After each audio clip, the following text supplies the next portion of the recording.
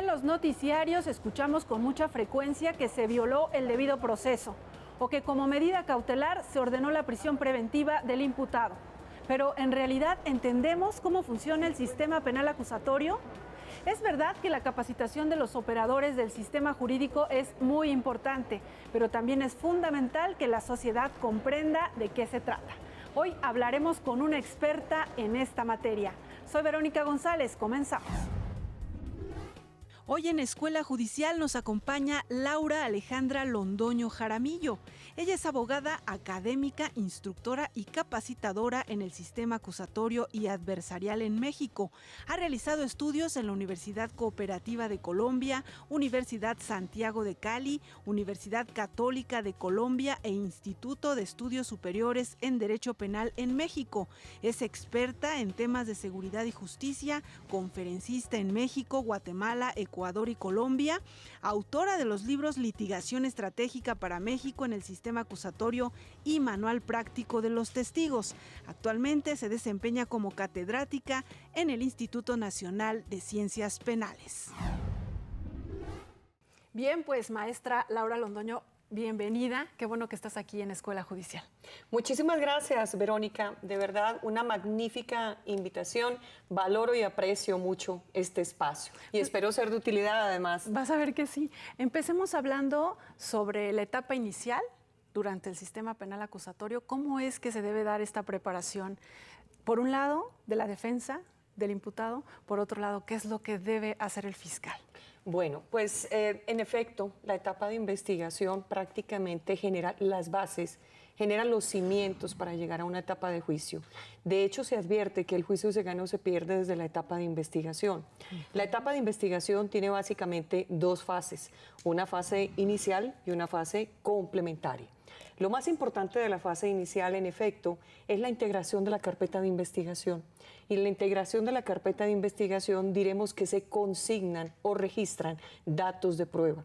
Entonces, con los datos de prueba dentro de la fase inicial, la idea es establecer un grado de probabilidad para ver si se puede pasar entonces a la siguiente fase de la etapa de investigación, que sería la fase complementaria. Y en la fase complementaria lo más importante en efecto pues es la audiencia inicial, control posterior de la detención, formulación de imputación, la vinculación y las medidas cautelares. Todo obviamente conforme al Código Nacional de Procedimientos Penales, las tesis, las contradicciones, todo este cúmulo de información de carácter jurisprudencial para que los abogados y operadores entendamos que hay unos criterios y estos criterios van operando como lineamientos necesarios para un buen ejercicio de este proceso penal acusatorio y adversarial. Menos explicando esta etapa, un poco para quienes no son especialistas en la materia, ¿qué es lo que sucede? Estamos, por ejemplo, ¿no? en el momento de la detención, cuando la persona le llama a su abogado o cuando le asignan a un defensor de oficio. Es de suma importancia. La defensa se manifiesta de manera diferente en las tres etapas del proceso. En este primer bloque que estamos hablando de la etapa de investigación, el abogado de la defensa debe estar muy atento a lo que sucede en la integración de la carpeta de investigación. Es de suma importancia porque a partir de allí los cimientos de legalidad, de licitud y uno de los puntos fuertes que golpea en el proceso es precisamente el control posterior de la detención.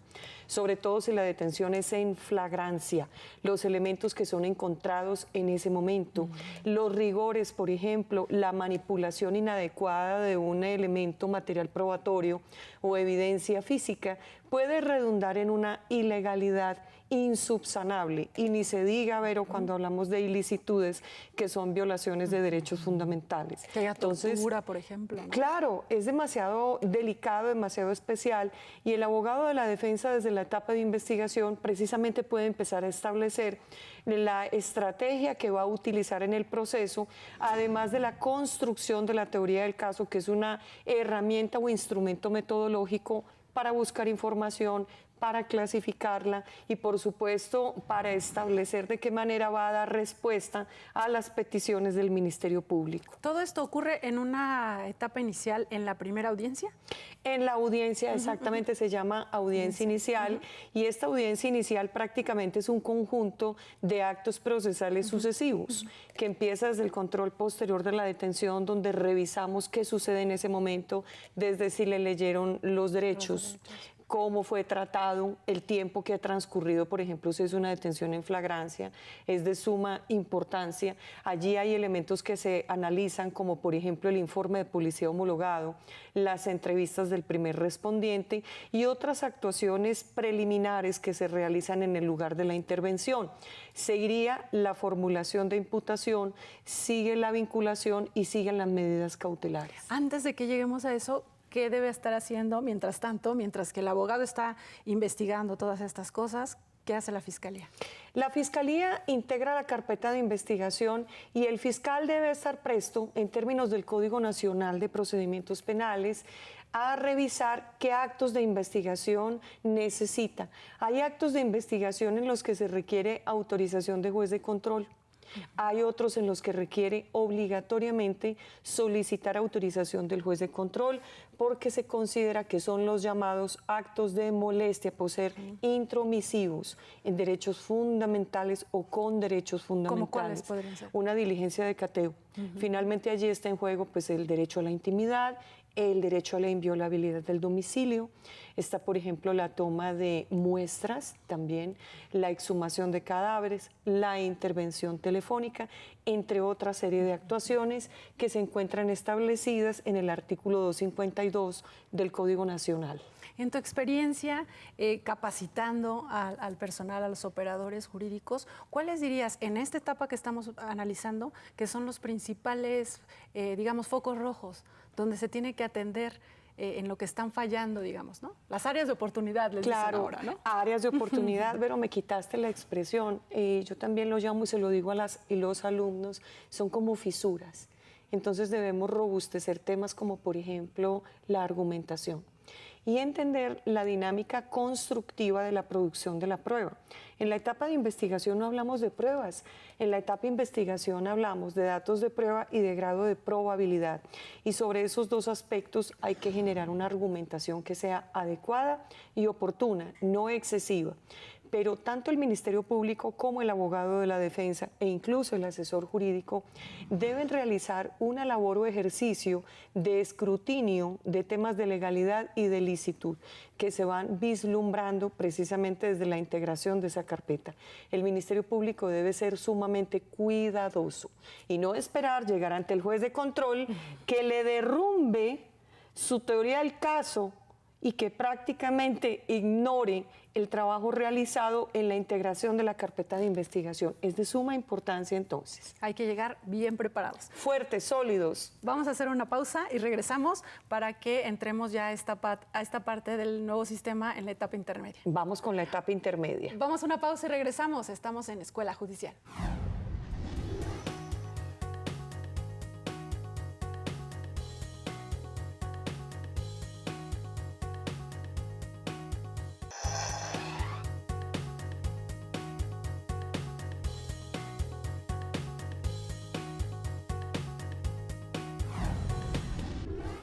Ya estamos de regreso conversando sobre el sistema penal acusatorio y ya nos comentaste, bueno, ¿qué sucede en la etapa inicial? ¿Qué es lo que sigue? La etapa intermedia. La etapa intermedia, que no es menos importante que la anterior, pero se trata de una etapa de depuración y de filtro, donde los abogados en ambos extremos procesales, Ministerio Público y abogado de la defensa, tenemos la oportunidad de revisar de manera conjunta en qué condiciones se va a desenvolver el juicio. Es decir, vamos a revisar desde errores formales del escrito de acusación, pasando por situaciones que deben ser resueltas como excepciones previas y de especial pronunciamiento, hasta determinar cuáles serán los hechos que van a ser controvertidos en el juicio y los medios de prueba que van a ser desahogados en el juicio. testimoniales a cargo de peritos, testigos presenciales, documentales que van a ingresar, y de esta manera lo que estamos generando es que en términos del artículo 346, por ejemplo, del Código Nacional de Procedimientos Penales, la mejor información probatoria sea la que se desahogue en el juicio. En este momento, ¿dónde está el imputado? ¿Dónde está la víctima? ¿Qué es lo que está ocurriendo con ellos? Bueno, obviamente deben hacer presencia y la idea es que este sistema precisamente se manifieste como un sistema garantista, donde el inculpado con el abogado de la defensa prácticamente deben estar en una misma línea, deben trabajar en equipo. Y de hecho el abogado de la defensa para la construcción de su teoría del caso debe también escuchar a su cliente, indiscutiblemente, y el Ministerio Público debe escuchar a la víctima. He hablado recurrentemente del tema de la teoría del caso. La teoría del caso es una historia y es la historia que tiene cada una de las partes. Los abogados necesitamos insumos para construir una muy buena teoría del caso. Y parte de esa historia se construye precisamente a partir de la verificación de los hechos que nos comenta la parte que representamos. Y la idea es precisamente llegar a las 3 etapas del proceso con la mejor información a través de una buena teoría del caso. Y dependiendo del asunto, el imputado podrá estar en libertad o quizás esté en prisión preventiva. Exactamente. Fíjate que el artículo 19 constitucional establece un listado relativamente amplio en relación a delitos sobre los que se va a tener una prisión preventiva oficiosa. Entonces, pues en delitos graves que ha considerado el legislador generar ese estatus en términos del 19 constitucional con una reciente reforma, ha ido estableciendo un listado donde indica que en tanto el proceso esté vigente, pues la persona va a estar privada de la libertad. Tú has recorrido todo el país prácticamente, sí, todo el territorio mexicano. Yo soy una colombiana convencida de que es un país maravilloso.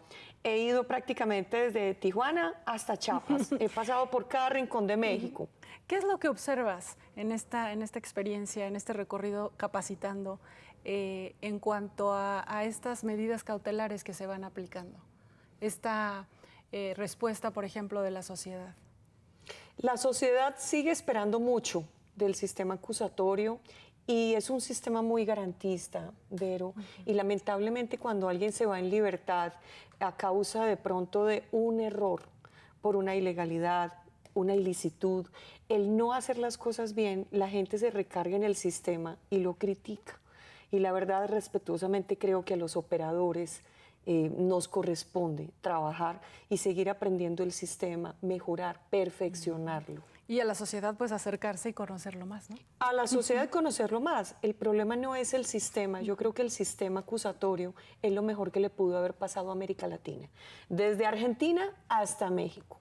Y desde Brasil hasta Perú. Yo creo que todos nuestros países a gritos pedían un sistema garantista como una expresión viva de la democracia al momento de procurar y administrar justicia. Pero sí necesitamos los operadores ser más conscientes de lo que es el sistema. En esta etapa, concretamente en la etapa intermedia, igual que te pregunté en el otro bloque, ¿dónde están esas áreas de oportunidad? ¿Qué es lo que está pasando? Sigo con el tema de la argumentación. Tenemos que ser muy consistentes, tenemos que ser conscientes, por ejemplo, Vero, de la diferencia entre una prueba ilegal y una prueba ilícita. Se sigue confundiendo, no es lo mismo. Se confunde entre una prueba pertinente y una prueba conducente. A veces el juez dice, bueno, ¿y cuáles son las estipulaciones probatorias? Y hay abogados que apenas están entrando en el punto de entender que se trata de la posibilidad que tenemos las partes de decir este hecho no será materia de controversia en el juicio. Es muy técnica la etapa intermedia. Necesitamos entender los tecnicismos y necesitamos entender que es una depuración sobre todo de carácter probatorio. Es muy importante desde ahí formatear en términos del 346, qué testimoniales vamos a llevar, qué periciales vamos a llevar, insisto, qué documentales, y tenemos que haber sido muy juiciosos desde la etapa de investigación buscando información para poder demostrar nuestra teoría del caso. Hablas de esta parte técnica o de esta preparación, pero también está la parte de las habilidades en el sistema oral, ¿no? ¿Cómo van a exponer estos argumentos? ¿Cómo van a convencer? La comunicación asertiva. Por ejemplo, este sistema Vero privilegia la brevedad. y yo creo que los abogados en Latinoamérica, me incluyo Colombia, tenemos una característica muy negativa. Nos dicen que resumamos 10 páginas y salen 20, salen 30. Nos dice, hable 5 minutos y nos ofendemos. Entonces hay que aprender la virtud de la brevedad, la capacidad de la síntesis, alegatos de apertura en la etapa de juicio, luego de instalada la audiencia de debate, donde tenemos que hablar 5 minutos, 10, máximo 15, y ahí tenemos que anunciar todos los medios de prueba, tenemos que decirle al juez qué queremos demostrar, tenemos que decir si queremos una absolución o una condena. Todo sucede en escasos minutos y no podemos saturar al juez con información excesiva, inútil o innecesaria. O presentarte a leer tu documento. También, la idea es que, en efecto, y me lo preguntan con mucha frecuencia alumnas y alumnos, profesora, me tengo que aprender todo, y yo le contesto casi todo. Vamos a hacer una segunda pausa y regresamos. Gracias. No se vaya, estamos en Escuela Judicial.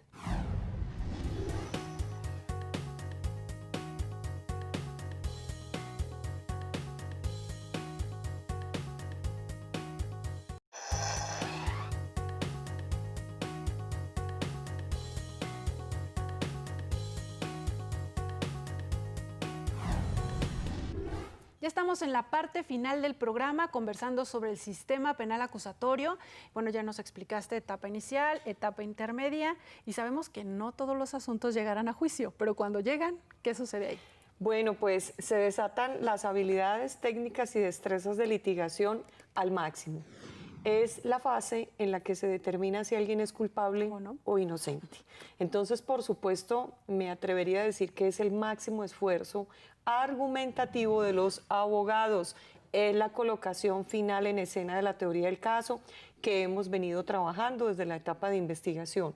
Es prohibido en este sistema improvisar, entendiendo además que se trata de un sistema de acciones y de reacciones. Hay que estar despiertos, concentrados y atentos a lo que dicen los testigos, a las indicaciones del juez, a las respuestas de los testigos y, por supuesto, de los peritos. ¿Cuáles son los desafíos para el juez?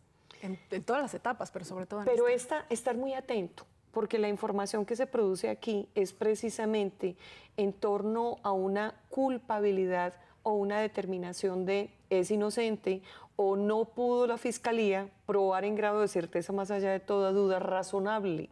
Entonces, obviamente, el reto para el juez es estar supremamente atento a ese esfuerzo argumentativo que desarrollan los abogados. ¿Qué es lo que puede hacer o dejar de hacer las partes, la defensa o el fiscal, que no genere esa certeza en el juez? Bueno, la certeza es un grado del conocimiento o estándar y corresponde básicamente al Ministerio Público probar en grado de certeza más allá de toda duda razonable. El abogado de la defensa puede tener 3 estrategias. Una pasiva, donde solamente ha criticado el trabajo de investigación, no más.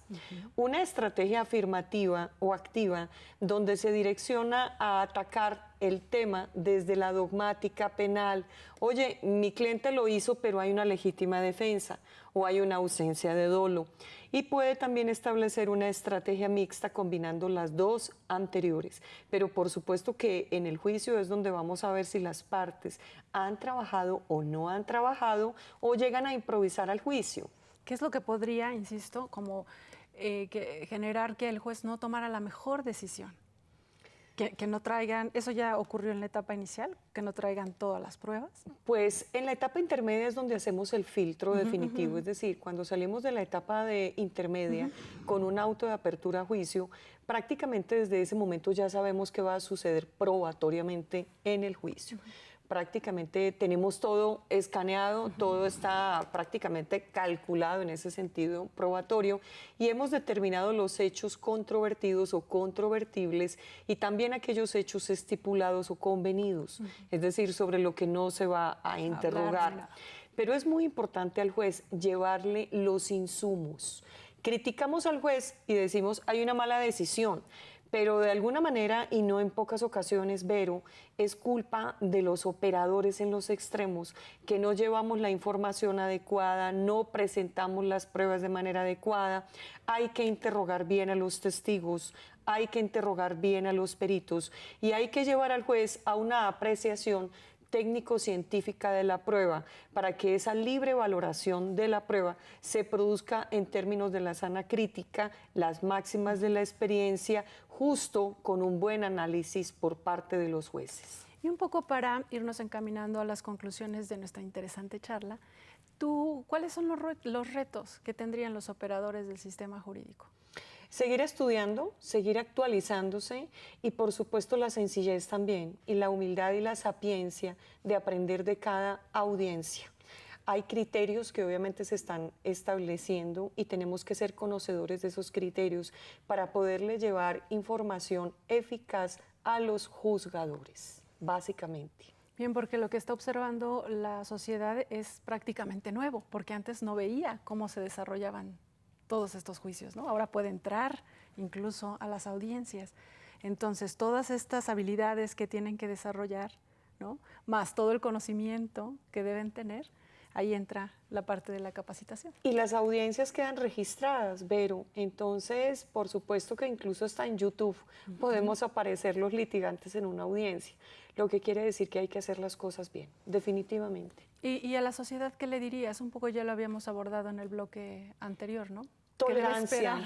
Tolerancia, un poco de tolerancia porque tenemos Código Nacional de Procedimientos Penales desde el 2016, tenemos la reforma constitucional para el sistema acusatorio en el 2008, tenemos la reforma del artículo 1 constitucional donde desaparece la expresión garantías individuales por derechos humanos en el artículo 1 y considero que esto es muy importante porque es un reto entender que se trata de un sistema garantista y que no es fácil para la sociedad cambiar el chip y empezar a confiar, sobre todo si encienden la tele y ve, no, es que se fue porque hubo errores y entonces los unos culpan a los jueces, los otros culpan a la policía, que es que el sistema, etcétera.